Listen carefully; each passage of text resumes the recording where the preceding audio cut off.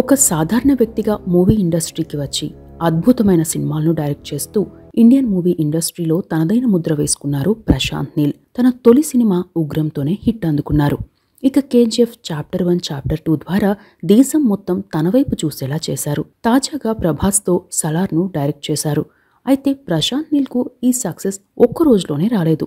ఎన్నో స్ట్రగుల్స్ ఉన్నాయి. ఫస్ట్ సినిమాకి ముందు చాలా మంది నిర్మాతలు ప్రశాంత్ నీల్తో మాట్లాడేందుకు కూడా ఇష్టపడలేదు. కొందరైతే హేళన చేశారు. అయినా సరే పట్టుదలతో ఒక్కడిగా వచ్చి సక్సెస్నే తన కేర్ ఆఫ్గా మార్చుకున్నారు ప్రశాంత్ నీల్. ఈ నేపథ్యంలో ప్రశాంత్ నీల్కు సంబంధించిన అంశాలను తెలుసుకుందాం. ప్రశాంత్ నీల్ పూర్తి పేరు ప్రశాంత్ నీలకంఠాపురం.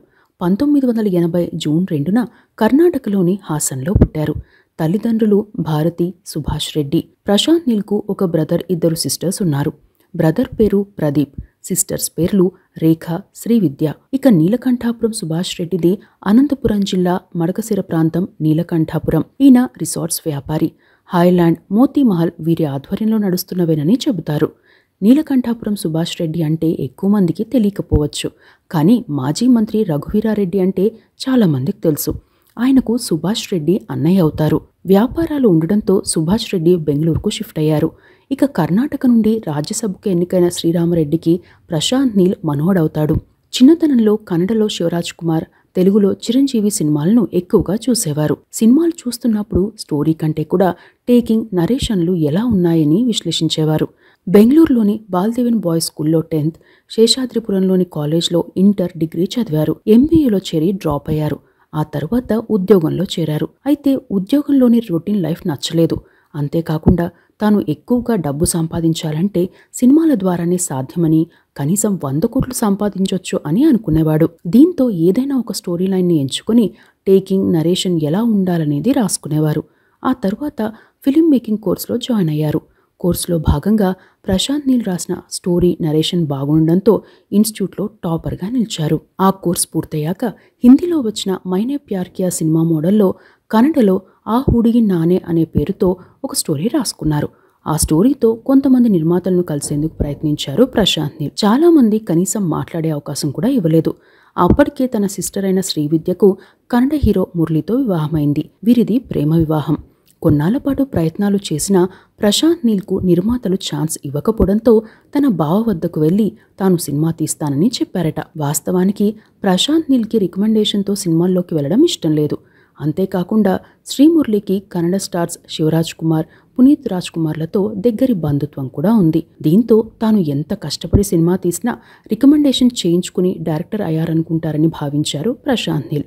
తన బావను రిక్వెస్ట్ చేసి స్టోరీ చెప్పారు. అందుకు స్పందించిన శ్రీమురళి అనుభవం లేకుండా సినిమా తీయడం కుదరదు, ముందుగా కొన్ని రోజులు అబ్జర్వ్ చేయని చెప్పారు. దీంతో ప్రశాంత్ నీల్ తన బావ ఆఫీస్కి వెళ్లేవారు.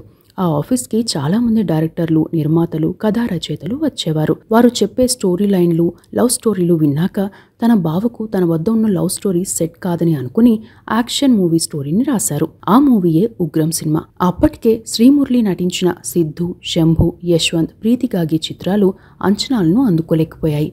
అయితే ప్రశాంత్ నీల్ చెప్పిన సబ్జెక్ట్ విని సినిమాకు ఓకే అన్నారు శ్రీమురళి. మొదట ఈ సినిమాకు నందే అని పేరు పెట్టారు. తరువాత ఉగ్రంగా మార్చారు. 2013లో మాఫియా బ్యాక్గ్రౌండ్లో వచ్చింది ఈ మూవీ. ఇన్ఫినిట్ ప్రొడక్షన్ నుండి వచ్చిన ఈ సినిమా పోస్ట్ ప్రొడక్షన్ టైంలో ఆర్థిక ఇబ్బందుల కారణంగా సినిమా విడుదల అవుతుందా అనే సందేహాలు వచ్చాయి. అప్పటికే రిలీజ్ చేసిన పోస్టర్లకు, ఫోటోలకు మంచి ఆదరణ లభించింది. దీంతో సినిమా హిట్ అవుతుందనే నమ్మకం వచ్చింది. శ్రీమురళి సపోర్ట్గా నిలిచారు. మొత్తం మీద స్కెడ్యూల్ డేట్ కంటే కూడా 60 రోజుల ఆలస్యంగా ఈ సినిమా రిలీజ్ అయినా హిట్ అయింది. 30 కోట్లు వసూలు సాధించిన కన్నడ డెబ్యూ డైరెక్టర్గా ప్రశాంత్ నీల్ రికార్డ్ సాధించారు. ఈ మూవీకి రెమ్యునరేషన్ తీసుకోలేదు ప్రశాంత్ నీల్. సినిమా హిట్ కావడంతో ఆ తర్వాత నిర్మాత కొంత రెమ్యునరేషన్ ఇచ్చారని చెబుతారు. ఉగ్రం సినిమాలోని కొన్ని సీన్లను భారత్ గోల్డ్ మైన్స్కి చెందిన సైనైడ్ డంప్స్ వద్ద షూట్ చేశారు. కల్బుర్గి, మోగూర్, కోలార్, మైసూర్లలోనూ షూట్ చేశారు. చిన్నతనంలో కోలార్ గోల్డ్ మైన్స్ గురించి లెసన్స్ చదువుకున్న ప్రశాంత్ నీల్కు అక్కడే కొన్ని ఆలోచనలు వచ్చాయి. ఆ సబ్జెక్ట్పై పాన్ ఇండియా మూవీని తీయాలని స్టోరీని రెడీ చేసుకున్నారు. అదే కేజీఎఫ్ మూవీ. కేజీఎఫ్ స్టోరీ అంతా కోలార్ గోల్డ్ ఫీల్డ్ నేపథ్యమే. ఒకప్పటి కోలార్ గోల్డ్ మైన్ కంపెనీయే తరువాతి కాలంలో భారత్ గోల్డ్ మైన్స్ లిమిటెడ్ అయింది. ఉగ్రం సక్సెస్ తర్వాత కేజీఎఫ్ పై దృష్టి పెట్టారు. హీరోగా ఎవరు సూట్ అవుతారో అంచనా వేసుకున్నారు. యష్ సరిపోతాడని భావించి గడ్డం ఉన్నట్లు ఫోటోలు సిద్ధం చేశారు.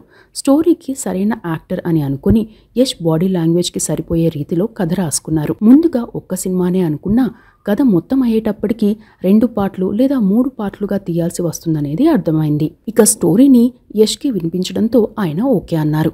అంతవరకు బాగానే ఉన్న భారీ బడ్జెట్ సినిమా కావడంతో ఎవరూ ముందుకు రాలేదు. అప్పటి వరకు కన్నడలో హైయెస్ట్ సినిమా కలెక్షన్లే 75 కోట్లు. అయితే కేజీఎఫ్ మొదటి పార్ట్కే 80 కోట్లు ఖర్చవుతుందని అంచనా వేయడమే కన్నడ ఇండస్ట్రీలో హాట్ టాపిక్గా మారింది. ప్రొడ్యూసర్లు ఎవరూ ముందుకు రాలేదు. చాలామంది హేళన చేశారు కూడా. దీంతో యష్, ప్రశాంత్ నీల్ హోంబలే ఫిల్మ్స్ అధినేత విజయ్ కిరగందూర్ని కలిశారు.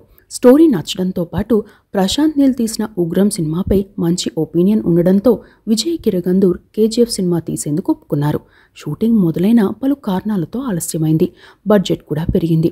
ఎలాగోలా సినిమాను పూర్తి చేసినా రిలీజ్కు, ప్రమోషన్లకు డబ్బులు లేని పరిస్థితి తలెత్తింది. దీంతో ఈ మూవీ ప్రమోషన్స్ కొత్త మార్గంలో చేయాలని నిర్ణయించుకున్నారు. ఆ టైంలోనే వేరే పని మీద బెంగళూరుకి వెళ్లారు రాజమౌళి. ఎయిర్పోర్ట్లో రాజమౌళిని కలిసిన యష్ డైరెక్టర్ ప్రశాంత్ నీల్ని పరిచయం చేశారు. అయితే రాజమౌళి అంత టైం లేదన్నట్లుగా భావించి తన పని తాను చేసుకుంటున్నారు. అప్పుడే యష్ రాజమౌళితో సార్ ఇది పాన్ ఇండియా మూవీ అని చెప్పడంతో రాజమౌళి కొంచెం ఆసక్తి చూపించి 15 నిమిషాల వీడియో చూశారు. రాజమౌళి ఆ వీడియో చూస్తుంటే ప్రశాంత్ నీల్ ఆ సీన్స్ని ఎక్స్ప్లెయిన్ చేస్తున్నారు. అయితే రాజమౌళి అవేమీ పట్టించుకోలేదు. సీన్స్ చూశాక ఈ సినిమా హిట్ కావడమే కాదు, బాక్సాఫీస్ వద్ద రికార్డులు క్రియేట్ చేస్తుంది అని చెప్పారు. అంతేకాకుండా కేజీఎఫ్ గురించి పలు వేదికలపై చెప్పారు. దీంతో కేజీఎఫ్ సినిమాపై అంచనాలు పెరిగాయి. బాహుబలి తర్వాత బాలీవుడ్లో బౌండరీలు కొట్టే సినిమాగా హైప్ క్రియేట్ అయింది. 2018 డిసెంబర్ 21న విడుదలైన కేజీఎఫ్ రికార్డులను ఊచకోత కొసింది. కేజీఎఫ్ మేనియాతో దేశంలో సినీ అభిమానులు ఊగిపోయారు. సౌత్ ఇండియా సినిమా ప్రపంచవ్యాప్తంగా గర్జించింది. ఇక్కడే ప్రశాంత్ నీల్కి అసలు పరీక్ష ఎదురైంది. తొలి విజయం వస్తే లక్ అంటారు, రెండో విజయం వస్తే టైమింగ్ అంటారు. ఆ విజయాలను కంటిన్యూ చేస్తేనే తనది లక్ కాదు, టైమింగ్ కాదు, క్రియేటివిటీ అని ప్రూవ్ చేసుకోవచ్చు అనుకున్నారు. అందుకే 4 ఏళ్లు కష్టపడ్డారు. మధ్యలో కోవిడ్ కష్టాలు ఎదురయ్యాయి. కేజీఎఫ్ చాప్టర్ 1 కంటే కూడా కేజీఎఫ్ చాప్టర్ 2కి ఖర్చు 2 పెరిగింది. అయినా నిర్మాత గాని, డైరెక్టర్ గాని, యష్ గాని నిరుత్సాహపడలేదు. వీరే కాదు, సినిమాలో పనిచేసే ప్రతి ఒక్కరూ అదే లైఫ్ అని పనిచేశారు. 2022 ఏప్రిల్ 14న కేజీఎఫ్ చాప్టర్ 2 ప్రేక్షకుల ముందుకు వచ్చింది. మరోసారి రికార్డులు బద్దలయ్యాయి. పలు అవార్డులు కూడా సొంతం చేసుకున్నారు. కేజీఎఫ్ చాప్టర్ 1, చాప్టర్ 2లకు కలిపి దాదాపు 50 కోట్ల రెమ్యునరేషన్ తీసుకున్నారని చెబుతారు. ఇక సలార్ మూవీ విషయానికి వస్తే దాదాపుగా 12 ఏళ్ల క్రితం అనుకున్న స్టోరీయే. కానీ కేజీఎఫ్ చాప్టర్ 1, చాప్టర్ 2 తీసేందుకు 8 ఏళ్లు పట్టింది. దీంతో ఆ సినిమా ఇప్పుడు సలార్గా వస్తోంది. ఇక ప్రశాంత్ నీల్ కుటుంబం విషయానికి వస్తే ప్రశాంత్ నీల్ తండ్రి నీలకంఠాపురం సుభాష్ రెడ్డిది అనంతపురం జిల్లా నీలకంఠాపురం. వీరి ఊరి పేరే ఇంటి పేరు కూడా. సుభాష్ రెడ్డి వ్యాపారాల కోసం బెంగళూరులో స్థిరపడ్డారు. అయితే తన తండ్రి బెంగళూరులో స్థిరపడినా తండ్రి పుట్టిన ఊరును మాత్రం మర్చిపోలేదు ప్రశాంత్ నీల్. తండ్రి చివరి కోరిక మేరకు తండ్రి అంత్యక్రియలను ఊళ్ళోనే చేయించారు. సమాధి కూడా నిర్మించారు. ఏటా 15 ఆగస్టున తన తండ్రి జయంతికి నీలకంఠాపురం వచ్చి తండ్రికి నివాళులర్పిస్తారు. తమ బంధువులను కలుస్తారు. ప్రశాంత్ నీల్ బాబాయ్ మాజీ మంత్రి రఘువీరారెడ్డి గారు సొంత ఊళ్ళో పలు అభివృద్ధి కార్యక్రమాలు చేపడుతున్నారు. గుడిని డెవలప్ చేశారు. ఊళ్ళోనే ఎల్వి ప్రసాద్ కంటి ఆసుపత్రి సహకారంతో ఐ హాస్పిటల్ కూడా కడుతున్నారు. గత ఏడాది తండ్రి జ్ఞాపకార్థం 50 లక్షల రూపాయలను ఈ ఆసుపత్రికి విరాళంగా ఇచ్చారు ప్రశాంత్ నీల్. ప్రశాంత్ నీల్కి 50 లక్షలు పెద్ద మ్యాటర్ కాకపోవచ్చు, కానీ తండ్రి పుట్టిన ఊరితో బంధాన్ని పదిలంగా ఉంచుకున్నారు ప్రశాంత్ నీల్. ఇక కుటుంబ పరంగా వచ్చిన వాటితో పాటు తన సంపాదనతో కొనుక్కున్న ఆస్తుల విలువ దాదాపు 100 కోట్లు ఉంటుందని అంచనా. ఇక ప్రశాంత్ నీల్ భార్య పేరు లిఖితారెడ్డి. తెలుగు రాష్ట్రాల్లో ముఖ్యంగా రాయలసీమ ప్రాంతంలో వివిధ కులాల వారిని పెద్దల పేర్ల చివరన రెడ్డి, నాయుడు అని పిలుస్తారు. రఘువీరారెడ్డి కుటుంబం యాదవ సామాజిక వర్గానికి చెందినవారు. లిఖితారెడ్డి కూడా ప్రశాంత్ నీల్కు దూరపు బంధువే. తెలుగు హీరో నటుడు ఆదర్శ్ అలియాస్ ఆదర్శ్ బాలకృష్ణకు సమీప బంధువే. ఆయన తండ్రి కూడా కేజీఎఫ్లో ఇనాయత్ ఖలీల్గా నటించారు. Likhitha Reddy fashion designer. లిఖితారెడ్డి ప్రశాంత్ నీల్కి మే 5, 2010లో పెళ్లైంది. వీరికి 2 పిల్లలు. అబ్బాయి పేరు రేయాన్స్ నీల్, అమ్మాయి పేరు సరయూ నీల్. యంగ్ టైగర్ ఎన్టీఆర్ ఫ్యామిలీతో ప్రశాంత్ నీల్కి స్నేహం ఉంది. జూనియర్ ఎన్టీఆర్ వైఫ్ ప్రణతితో లిఖితారెడ్డి చాలా క్లోజ్గా ఉంటారు. Junior NTR wedding anniversary, Prashanth Neel wedding anniversary ఒకే రోజు కావడంతో ఈ రెండు ఫ్యామిలీలు కలిసి వెడ్డింగ్ యానివర్సరీని సెలబ్రేట్ చేసిన ఫోటోలు అప్పట్లో వైరల్గా మారాయి. ఇక ఇటీవల సలార్ సినిమా ట్రైలర్ విడుదల ఆలస్యమైన సందర్భంగా లిఖితారెడ్డి కూడా తన భర్త ప్రశాంత్ నీల్పై కోపంగా ఉందనేలా ఇమోజీలను తన ఇన్స్టాలో షేర్ చేయడం వైరల్ అయింది. మరికొన్ని విషయాలకు వస్తే, తెలుగులో వచ్చిన పాలకూర అనే సినిమాకి పర్యవేక్షణ బాధ్యతలు వహించారు ప్రశాంత్ నీల్. సలార్ తర్వాత భగీర సినిమాను డైరెక్ట్ చేయనున్నారు. జూనియర్ ఎన్టీఆర్తోనూ సినిమా తీయనున్నారు. తెలుగు నటుడు విజయకృష్ణ నరేష్ మాజీ భార్య రమ్య రఘుపతి కూడా ప్రశాంత్ నీల్కు దగ్గరి బంధువే, వరుసకు సిస్టర్ అవుతారు. ఇవి ప్రశాంత్ నీల్కి సంబంధించిన ఆసక్తికరమైన అంశాలు.